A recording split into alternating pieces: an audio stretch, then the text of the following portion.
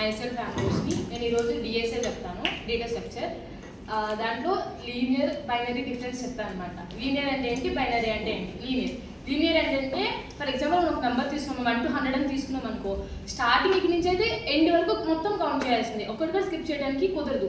అంటే మనకి ఇప్పుడు సీక్వెన్స్లో కూర్చోబెట్టారు అనుకో, ఏ హైట్ ఎలా కూర్చోబెట్టామని చెప్పి తెలియదు కదా, సో అది లీనియర్. అదే బైనరీ అయితే మ్యాక్సిమమ్, మినిమమ్, మిడ్ 3 ఉంటాయి అనమాట.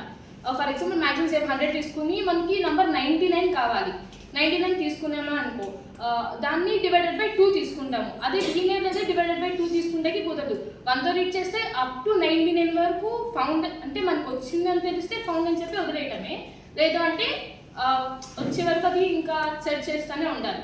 అదే బైనరీలో అయితే 100ని మనం డివైడెడ్ బై చేస్తే మిడ్ చేస్తే 50 వస్తుంది. సో మనం ఫస్ట్ 99 తీసుకున్నాం కాబట్టి ఫస్ట్లో లేదు, సో అది వదిలేదు.